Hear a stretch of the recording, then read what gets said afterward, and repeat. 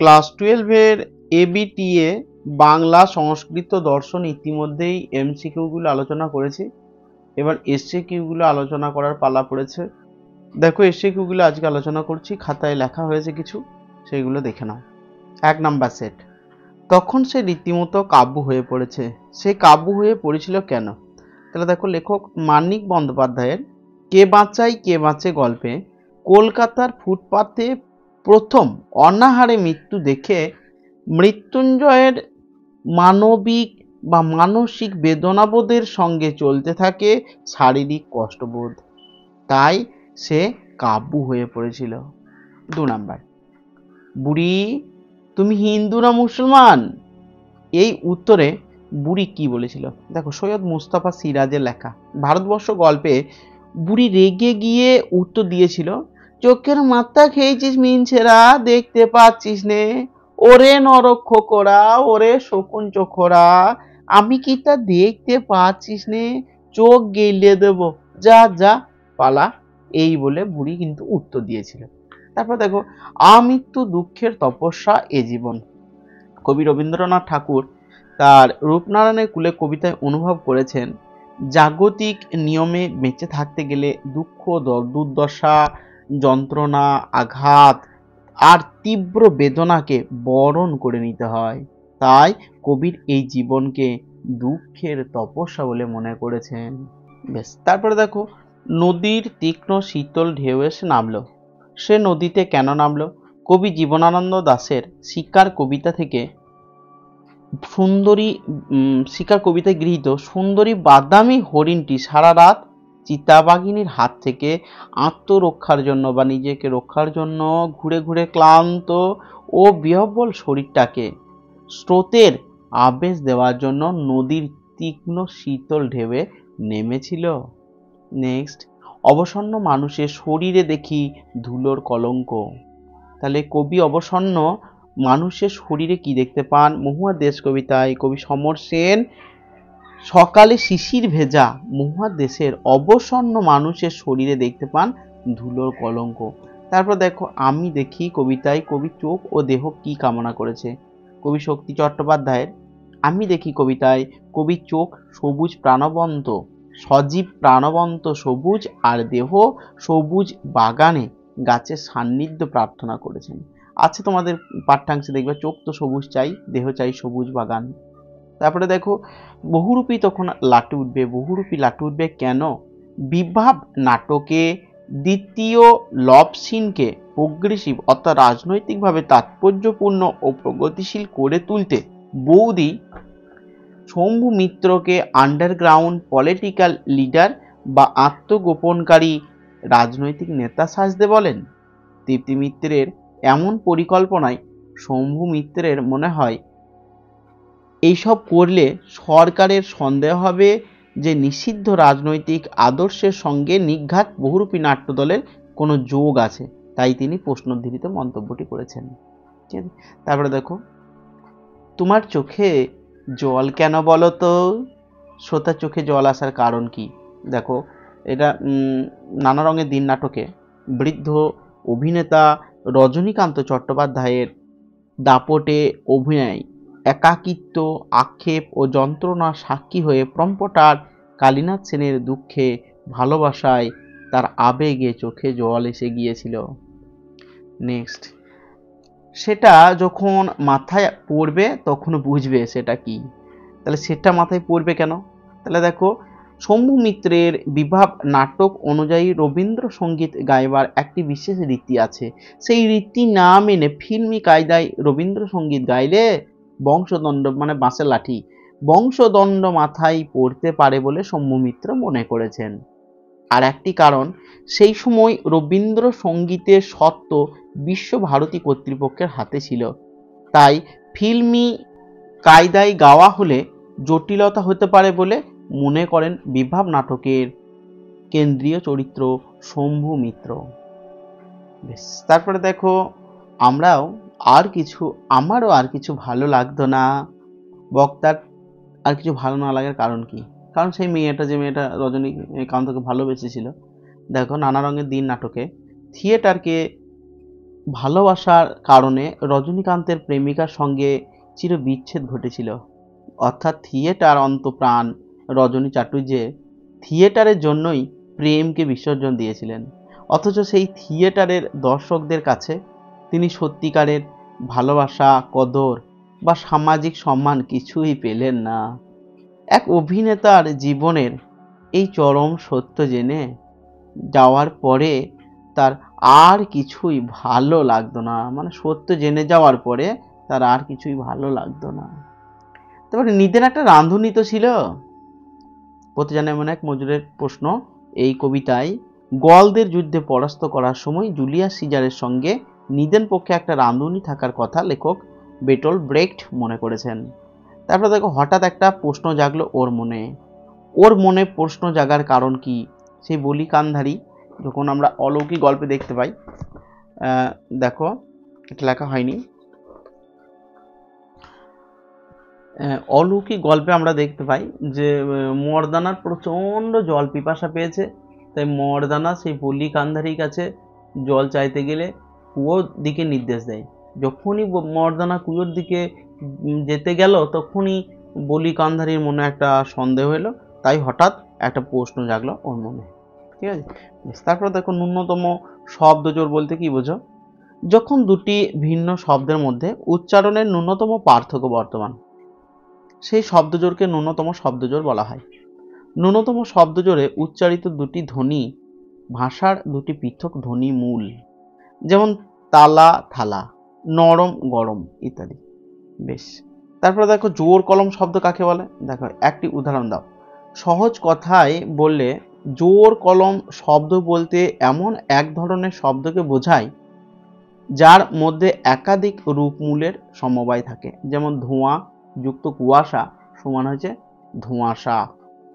তারপরে দেখো শব্দার্থের দুটি শাখা নাম বলো। শব্দার্থের দুটি শাখা নাম হলো ঐতিহাসিক শব্দার্থ তত্ত্ব ও শব্দভিত্তিক শব্দার্থ তত্ত্ব। এবার চলে এসেছি আমরা দেখো 2 নম্বর সেটে। একটা কাজ করে দিতে হবে ভাই। কোন কাজ? মানিক বন্দ্যোপাধ্যায় রচিত কে বাঁচাই কে বাঁচে গল্পে মৃত্যুঞ্জয়ের মাইনের পুরো টাকাটাই রিলিফ ফান্ডে দিতে চাই। নিখিলকে এই অনুরোধ জানিয়েই মৃত্যুঞ্জয় একটা কাজ করে দেওয়ার কথা বলে। তারপরে দেখো পৌষে বাদলা সম্পর্কে ডাক পুরুষের বচন কি? পৌষে বাদলা সম্পর্কে গ্রামের ডাক পুরুষের বচন আছে, শনিতে 7 মঙ্গলে 5 বুধে 3 বাকি সব দিন দিন। অর্থাৎ শনিতে বাদলা লাগলে 7 দিন থাকবে, মঙ্গলে লাগলে 5 দিন, বুধবারে বাদলা লাগলে 3 দিন, আর বাকি অন্য যেদিন লাগবে সেই দিনই শেষ। দেখো নিষ্পন্দ নিরপরাধ ঘুম, এই ঘুম নিরপরাধ কেন? দেখো নিষ্পাপ প্রকৃতির ভোরের আলোর মতোই সুন্দর হরিণটি ছিল নিরীহ, তাকে হত্যা করা হলো বিনা অপরাধে, তাই হরিণের এই মৃত্যুরূপী ঘুমকে কবি জীবনানন্দ দাশ শিকার কবিতায় নিরপরাধ বলেছেন। নেক্সট, শহরের অসুখ কি খায়? কবি শক্তি চট্টোপাধ্যায় রচিত আমি দেখি কবিতা অনুসারে শহরের অসুখ ক্রমাগত নির্মল সুস্বাদু প্রকৃতিকে গ্রাস করে। অর্থাৎ শহরের অসুখ হাঁ করে কেবল সবুজ খায়, সবুজের অনটন ঘটে। তারপরে দেখো জননী ক্রন্দনরতা কেন? মৃদুল দাশগুপ্তের ক্রন্দনরত জননীর পাশে কবিতায় দেশের সাধারণ মানুষের দুঃখ, মৃত্যু ও যন্ত্রণায় বিপন্ন মাতৃভূমিকে কবির ক্রন্দনরতা বলে মনে হয়েছে। দেখো এইগুলো টেক্সট পড়বে, টেক্সট পড়লে তোমরা আরো গভীর বিষয়টাকে বুঝতে পারবে। আমি তোমাদের কিন্তু টেক্সট আলোচনা করেছি, যদি তোমরা সময় পাও তাহলে প্লেলিস্টে গিয়ে ওই টেক্সটগুলোকে একবার ভালোভাবে দেখে নেবে, ভালোভাবে শুনে নেবে। হ্যাঁ, এছাড়াও তোমাদের আমি আরও অন্যান্য বিষয়গুলো আলোচনা করেছি, সংস্কৃত, দর্শন, বাংলা, এই তিনটেই আমার দৌড়, এই তিনটে বিষয় নিয়ে আলোচনা করেছি, দেখে নেবে। বেশ, তারপরে দেখো ধুলোর কলঙ্ক বলতে কি বোঝানো হয়েছে? কবি সমর সেনের মহুয়ার দেশ কবিতায় মহুয়ার দেশের খনি শ্রমিকদের অমানসিক পরিশ্রম করেও উপেক্ষিত, অবহেলিত, শোষিত ব্যবস্থা, পুঁজিবাদী ব্যবস্থা তাদের পরিচ্ছন্ন জীবনযাপনের ন্যূনতম সুযোগটুকুও দেয় না। হতশ্রী শ্রমিকদের কুশ্রী দুরবস্থার ম্লান অনুজ্জ্বল রূপটিকে ফুটিয়ে তুলতে কবি ধুলোর কলঙ্ক শব্দটি তুলে ধরেছেন। তারপরে দেখো অনেক ভেবেচিন্তে আমরা একটা পেঁয়াজ বের করেছি। পেঁয়াজটা কি?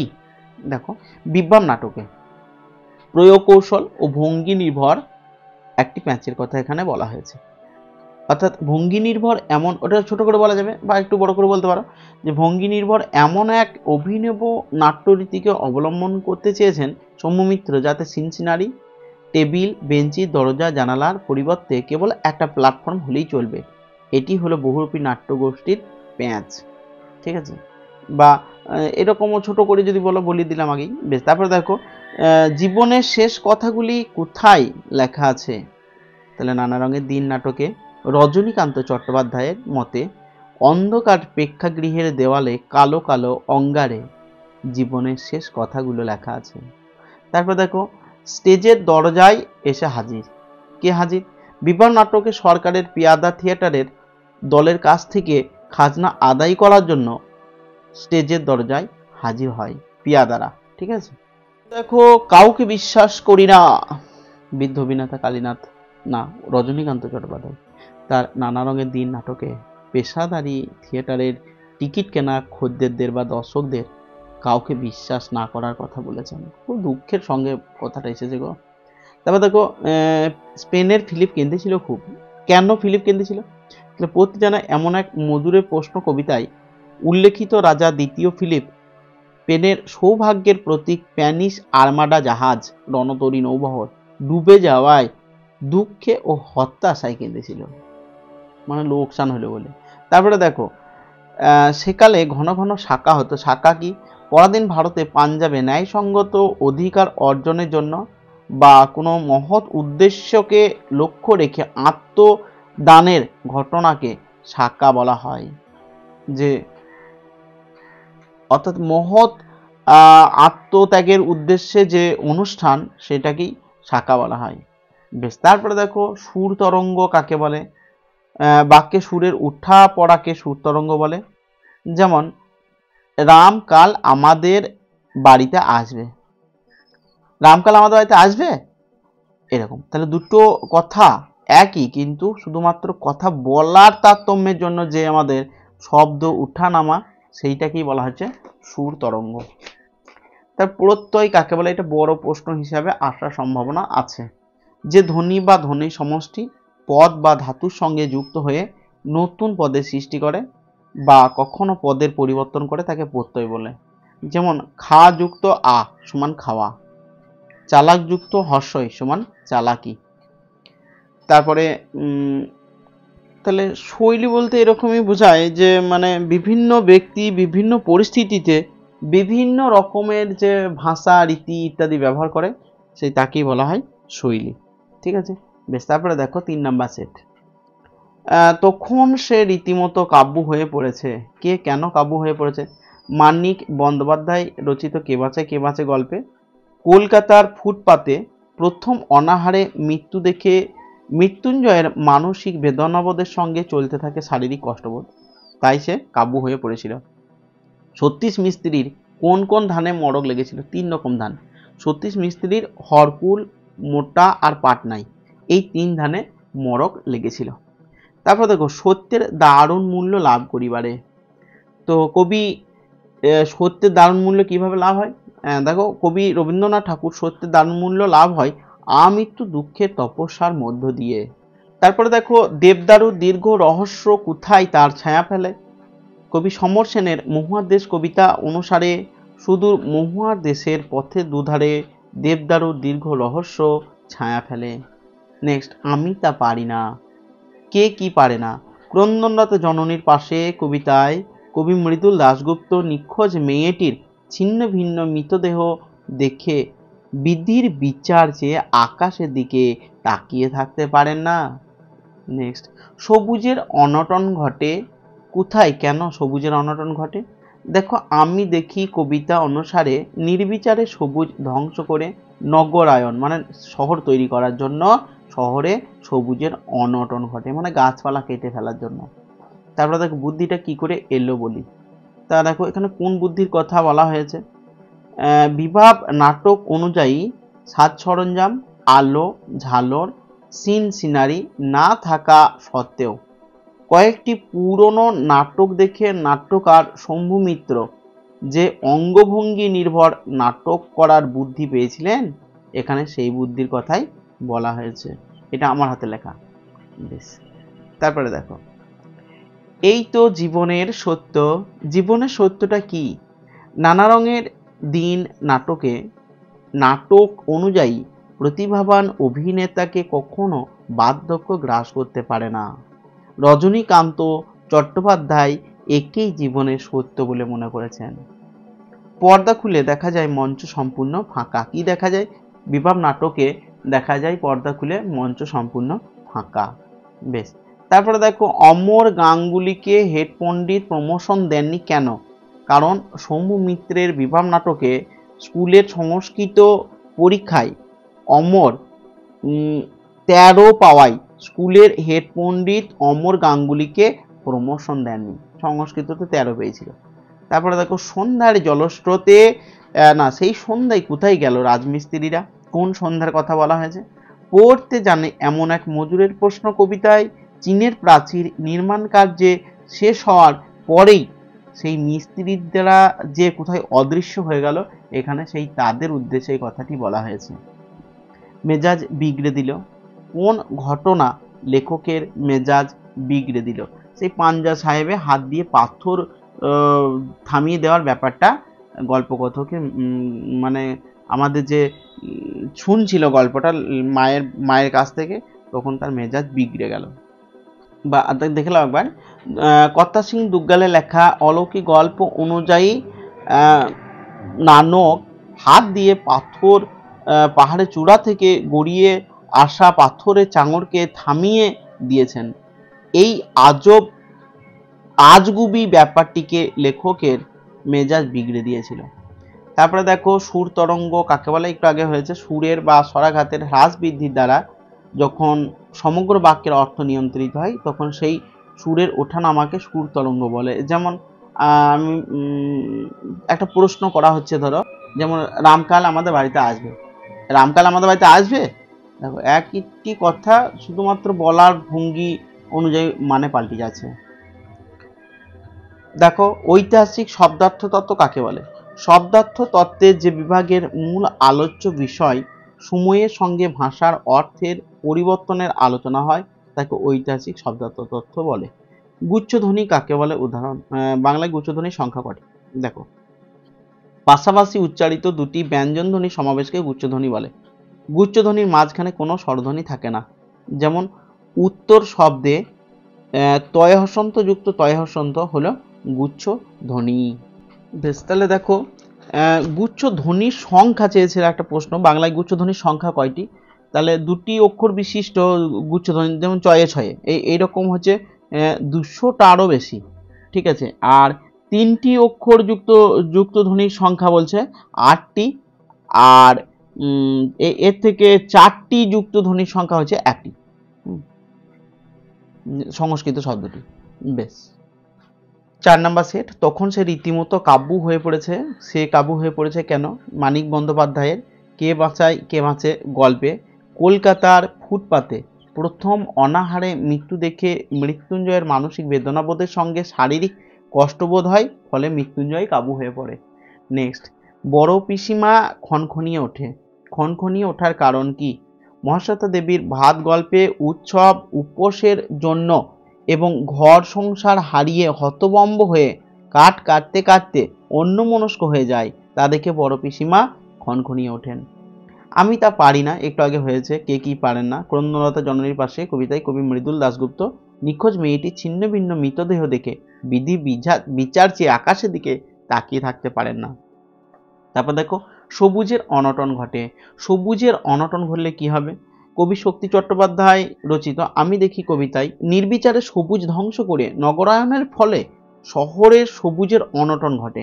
ফলে শহরে গাছপালা প্রতিনিয়ত কমতে থাকে, দূষণ বাড়তে থাকে, ফলে আমাদের বিভিন্ন রোগ বালাইয়ের সৃষ্টি হয়।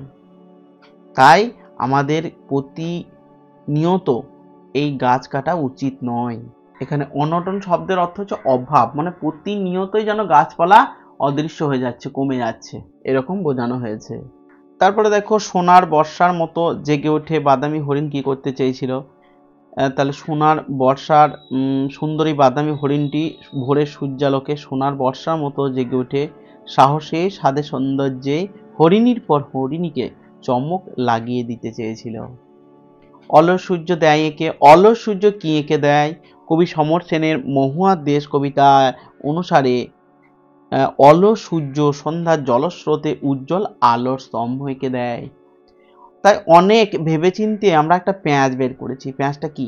বিপ্লব নাটক অনুযায়ী প্রকৌশল ও ভঙ্গি নির্ভর এমন এক অভিনব নাট্যরীতিকে অবলম্বন করতে চেয়েছেন শম্ভু মিত্র, যাতে সিনসিনারি টেবিল চেয়ারের দরজা জানলার পরিবর্তে কেবল একটা প্ল্যাটফর্ম হলেই চলবে।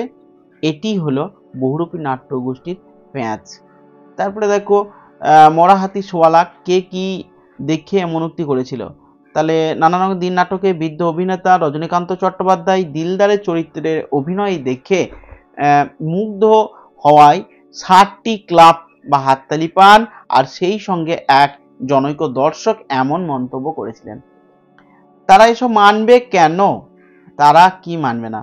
তাহলে দেখো বিভাব নাটক অনুযায়ী কলকাতা শহরের ইংরাজি জানা বা ইংরাজি বলা, বিলেতি সিনেমা দেখা, পেন্টুলুন পড়া অর্থাৎ বিলেত ভক্ত শিক্ষিত বাঙালি নাট্য উপকরণবিহীন দেশীয় নাটকের পরিবেশন মেনে নেবেন না। তবে তা সাহেবেরা প্রশংসা সাধন হলে বা প্রশংসা ধন্য হলে আলাদা কথা। এটাই শম্ভু মিত্রের বক্তব্য। তারপরে দেখো এই তো জীবনের সত্য কালীনাথ। জীবনের সত্যটা কি? নানারক দিন নাটকে প্রতিভাবান অভিনেতা কখনো বার্ধক্য গ্রাস করতে পারে না। রজনীকান্ত চট্টোপাধ্যায় তাকেই জীবনের সত্য বলে মনে করেছেন। তারপরে দেখো বইয়ে লেখে রাজার নাম, রাজারা কি পাথর ঘাড়ে করে আনতো? একথা বলার কারণ কি? প্রতিজনের মনে এক মজুরের প্রশ্ন কবিতায়। থিবস এর মতো স্থাপত্য কীর্তির নির্মাতা শ্রমিকরা হলেও প্রচলিত বইয়ে রাজাদের নাম লেখা থাকে। নেক্সট, হঠাৎ একটা প্রশ্ন জাগলো ওর মনে। কার মনে কি প্রশ্ন জাগলো? কর্তা সিং দুগ্গালের অলৌকিক গল্প অনুসারে দরবেশ বলি কান্ধারীর মনে প্রশ্ন জেগেছিল যে মর্দানা কোথা থেকে আসছে। তারপর সঞ্জননী ব্যাকরণ কাকে বলে? যে ব্যাকরণ সমস্ত বাক্য কিভাবে সঞ্জাত হয় তার সংবাদ দেয়, তাকে বলা হয় সঞ্জননী ব্যাকরণ। মুন্ডমাল শব্দ বলতে কি বোঝো? একটি শব্দগুচ্ছের প্রত্যেকটি শব্দের শুধুমাত্র প্রথম ধ্বনিগুলির সমাবেশ ঘটিয়ে যখন একটি শব্দ তৈরি হয় তখন তার নাম দেওয়া হয় মুন্ডমাল শব্দ বা অ্যাক্রোনিম। যেমন ধরো ডিস্ট্রিক্ট ম্যাজিস্ট্রেট ডিএম, যেমন ধরো WBP মানে ওয়েস্ট বেঙ্গল পুলিশ, যেমন ধরো HS মানে হচ্ছে হায়ার সেকেন্ডারি, যেমন ধরো DS ডিসজাংটিভ সিলোজিজম, MP মানে মোডাস পোনেন্স বা মাধ্যমিক পরীক্ষা। হ্যাঁ বেশ, দেখো তারপরে যৌগিক স্বরধ্বনি কাকে বলে? উদাহরণ দাও। একের বেশি স্বরধ্বনির সমন্বয়ে গঠিত স্বরকে বলা হয় যৌগিক স্বরধ্বনি। যেমন ধরো অর্থাৎ যৌগিক স্বরধ্বনি হচ্ছে মানে যে সমস্ত স্বরধ্বনিগুলিকে আর কি বিভাজন করা যাবে, ভাগ করা যাবে, সেইগুলোকে বলা হচ্ছে যৌগিক স্বরধ্বনি। যেমন উদাহরণ হিসেবে বলা যেতে পারে ধরো ম্যাও, হ্যাঁ এখানে এ যুক্ত ও সমান অ্যাও, এইরকম একটা উচ্চারণ হচ্ছে। এইগুলো হচ্ছে যৌগিক স্বরধ্বনি দিয়ে উচ্চারণ। যৌগিক স্বরধ্বনি যেগুলো পেয়েছি এ ও এগুলো, তাহলে এইগুলো দিয়ে যে স্বরধ্বনি গঠিত হচ্ছে তাকে বলা হচ্ছে যৌগিক স্বরধ্বনি। যেমন ম্যাও ময় যে ফেলা আকার ও, ম্যা যুক্ত এ যুক্ত ও। বেশ ঠিক আছে। তারপরে দেখো 5 নাম্বার সেটটা, একটা কাজ করে দিতে হবে ভাই। কাকে কি কাজ করে দিতে হবে? মানিক বন্দ্যোপাধ্যায় লেখা কে বাঁচাই কে বাঁচে গল্পে মৃত্যুঞ্জয়ের মাইনের পুরো টাকাটাই রিলিফ ফান্ডে দিয়ে দিতে চাই। নিখিলকে এই অনুরোধ জানিয়েই তাকে একটা কাজ করে দেওয়ার কথা বলে। তারপর দেখো তুমি কি বুঝবে সতীশবাবু? সতীশবাবু কি বুঝবে না? দেখো সতীশবাবু নদীর পাড়ে মাটির মেটে ঘরে থাকে না, তাই সর্বহারা দরিদ্র হতদরিদ্র উৎসবের দুঃখ দুর্দশা সে বুঝবে না। মহাশ্বেতা দেবী ভাত গল্পে এমনটাই তুলে ধরেছেন। নেক্সট, যা পারি কেবল সেই কবিতায় জাগে। কবি কি পারেন? মৃদুল দাশগুপ্তের ক্রন্দনতা জননীর পাশে কবিতায় আক্রান্ত জন্মভূমির বিপন্নতার দিনে কবিতার লেখা কবিতায় নিজের বিবেককে জাগিয়ে রাখতে পারার কথা বলেছেন। তারপরে দেখো শিক্ষার কবিতায় বাদামি হরিণটি কিভাবে হরিণীদের চমক লাগিয়ে দেবে। তাহলে দেখো শিকার কবিতায় বাদামি হরিণটি ভোরের সূর্যালোকে সোনার বর্ষার মতো জেগে ওঠে সাহসে, স্বাদে, সৌন্দর্যে। হরিণীর পর হরিণীকে চমক লাগিয়ে দিতে চেয়েছিল। তারপরে দেখো সত্য যে কঠিন, কখন কবির এই উপলব্ধি হয়েছিল? কবি রবীন্দ্রনাথ ঠাকুরের রূপনারায়ণের কুলে কবিতায় কবি আঘাতে, যন্ত্রণায়, বাস্তব অভিজ্ঞতায় যখন নিজের প্রকৃত রূপ আবিষ্কার করলেন, তখন তিনি উপলব্ধি করলেন যে সত্য খুবই কঠিন।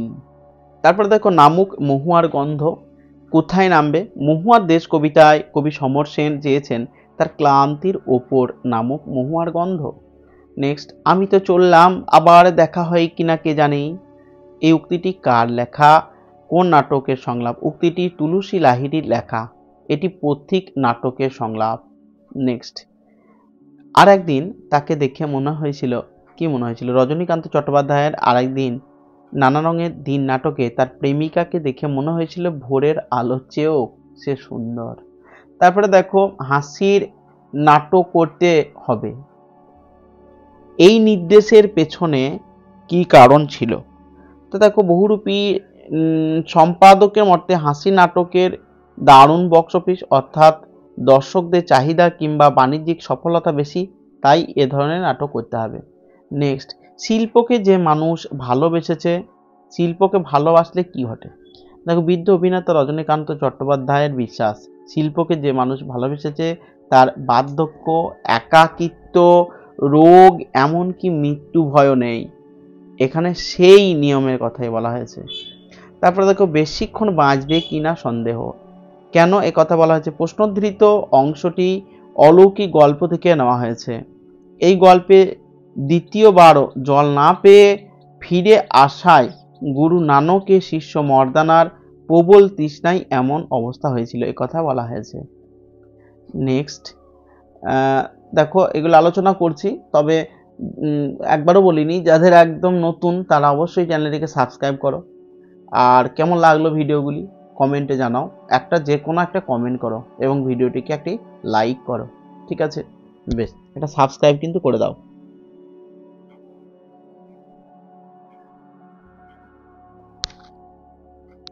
দেখো তারা থাকতো কোন বাসায়, এখানে কাদের কথা বলা হয়েছে? এখানে সোনা ঝকঝকে লিমা যারা বানিয়েছিল, এখানে তাদের কথা বলা হয়েছে। তারপর দেখো দ্বিভাষিক অভিধান কাকে বলে? এক ভাষার পদকে বা শব্দকে যখন অন্য এক ভাষায় ব্যাখ্যা করা হয় তখন তাকে দ্বিভাষিক অভিধান বলে। নেক্সট, সঞ্জননী ব্যাকরণের প্রবক্তাকে নোয়াম চমস্কি। তারপরে দেখো 6 নম্বর সেট, চোখ তার চোখ দেখেই টের পাওয়া যায়, কার চোখ দেখে কি টের পাওয়া কথা বলা হয়েছে? এখানে মৃত্যুঞ্জয়ের কথা বলা হয়েছে, তার চোখ দেখেই টের পাওয়া যায় সে নিখিলের কথার কোনো মানে আর বুঝতে পারছে না। দেখো বাড়ির বড় বাবু, মেজ ও ছোট ছেলেদের জন্য কোন কোন চালের ভাত রান্না হয়? মহাশ্বেতা দেবীর ভাত গল্প অনুযায়ী বাড়ির বড় ছেলের জন্য বড় বাবুর জন্য কনক পানি, ছোট ও মেজ ছেলের জন্য 12 মাস পদ্মজালি চালের ভাত রান্না হয়। তারপরে দেখো বহুদিন জঙ্গলে যায়নি, বহুদিন জঙ্গলে না গেলে কি হয়? দেখো আমি দেখি কবিতায় কবি শক্তি চট্টোপাধ্যায় শহর জীবনের কর্মব্যস্ততার জন্য বহুদিন জঙ্গলে যেতে পারেনি, তাই তার শরীর ও মন দুই অসুস্থ হয়ে পড়েছে। তারপর দেখো এখানে অসহ্য নিবিড় অন্ধকারে মাঝে মাঝে শুনি, বক্তা কি শোনেন? সমর সেনের মহুয়ার দেশ কবিতায় অসহ্য নিবিড় অন্ধকারে বক্তা কয়লা খনির গভীর ও বিশাল শব্দ শুনেছিলেন। নেক্সট, কেন ভালোবাসা, কেন বা সমাজ, কিসের মূল্যবোধ? তাহলে এখানে দেখো সমাজ জীবনের যন্ত্রণা, দেশমাতৃকার বঞ্চনাজনিত ক্রন্দন আর কিছু আগ্রাসী মানুষের বর্বরতা কবিকে মর্মাহত করে তুলেছে, আর এই মানসিক যন্ত্রণা থেকেই কবি উক্ত মন্তব্যটি করেছেন। তারপরে দেখো আমৃত্যু দুঃখে তপস্যাই জীবন, কবি জীবনকে দুঃখে তপস্যা বলে মনে করেছেন কেন? এটা আগে হয়েছে একবার। কবি রবীন্দ্রনাথ ঠাকুর তার রূপনারায়ণ কুলে কবিতায় অনুভব করেছেন জাগতিক নিয়মে বেঁচে থাকতে গেলে দুঃখ, দুর্দশা, যন্ত্রণা, আঘাত আর তীব্র বেদনাকে বরণ করে নিতে হবে, তাই কবির এ জীবনকে দুঃখে তপস্যা বলে মনে হয়। তারপরে দেখো পুরো কঙ্কালটা দেখতে পেলাম, এটা তোমাদের জন্য ছেড়ে দিলাম, এর উত্তরটা তোমাদের জানা থাকলে অবশ্যই কমেন্টে লিখে দেবে। তারপরে দেখো, হাসতে হাসতে ডাকাতি করতে পারে। কে কি ডাকাতি করতে পারে? রজনীকান্ত চট্টোপাধ্যায় শিল্পকে ভালোবেসেছে, তাই সে মৃত্যু ভয়ের ওপর হাসতে হাসতে ডাকাতি করতে পারে। তারপর দেখো, বাঙালিরা শুনি কান্দুনে জাত, এ কথা বলার কারণ কি? বিভাম নাটকে অমর গাঙ্গুলি সমু মিত্রকে বাঙালিরা হাসাতে জানে কি না এই সন্দেহ প্রকাশ করে আলোচিত মন্তব্যটি করেছেন। বেশ, তারপরে দেখো, এই পড়ে বুকে ভরসা এলো। কি পড়ে বুকে ভরসা এলো? রুশ দেশীয় এক চিত্র পরিচালক আইজেনস্টাইনের লেখায় নাট্যভঙ্গি নির্ভর কাবুকি থিয়েটারের উচ্ছ্বসিত প্রশংসা পড়ে সমু মিত্রের বুকে ওই অঙ্গভঙ্গি নির্ভর নাটক করার ভরসা এলো। তারপর দেখো, কে বানিয়েছিল সাত দরজাওয়ালা থিপস? বইয়ে লেখে রাজার নাম। এই প্রশ্নের মাধ্যমে কবি কি ইঙ্গিত করেছেন? কবি এই প্রশ্নের মধ্য দিয়ে শ্রমজীবী মানুষের অধিকার পুনরায় প্রতিষ্ঠিত করার ইঙ্গিত দিয়েছেন। তারপরে দেখো, পাঞ্জা সাহেবে পৌঁছে লেখক এক আশ্চর্য ঘটনার কথা জানতে পারে। আশ্চর্য ঘটনাটা কি? পাঞ্জা সাহেবে পৌঁছে গল্পকথক মায়ের বান্ধবীর মুখ থেকে জানতে পারেন কিভাবে তার মায়ের বান্ধবীর স্বামী ও তার স্বামীর সঙ্গীরা চলন্ত ট্রেনের সামনে প্রাণ দিয়ে ক্ষুধা তৃষ্ণায় কাতর দেশপ্রেমীদের কাছে খাবার পৌঁছে দিয়েছিল। তারপরে দেখো, থিসরাস কাকে বলে? উদাহরণ দাও। শব্দার্থের বিশাল জগৎকে সুশৃঙ্খলভাবে বিন্যাস করার পদ্ধতিকে থিসরাস বলে, যেমন অমরকোষ, পিটার রজেট থিসরাস ইত্যাদি। তারপরে দেখো, ল্যাড কি? ল্যাড হচ্ছে ল্যাঙ্গুয়েজ অ্যাকুইজিশন ডিভাইস, মানে মাথা। দেখো কি বলা হয়েছে? ভাষিক পরিবেশে থেকে অনুকরণের মাধ্যমে মানুষ ভাষা আয়ত্ত করে।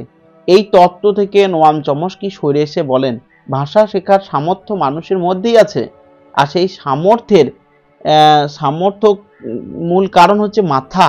তাই চমস্কি প্রথমে মস্তিষ্ককে ভাষা শেখার যন্ত্র বা ল্যাড বলেছেন। তারপর দেখো, 7 নাম্বার সেট। 7 নাম্বার সেট আজকে আলোচনা করছি না, পরের দিন বাকি সেটগুলো সব আলোচনা করে দেবো। হ্যাঁ, ঠিক আছে। ভিডিওটি কেমন লাগলো অবশ্যই তোমরা জানিও। ভালো লাগলে অবশ্যই তোমরা একটি লাইক করবে, কমেন্ট করবে এবং সাবস্ক্রাইব করবে। ঠিক আছে, যারা নতুন তাদেরকে বলবো প্লেলিস্টে গিয়ে বাকি ভিডিওগুলো পারলে দেখে নাও, উপকার পাবে। ঠিক আছে।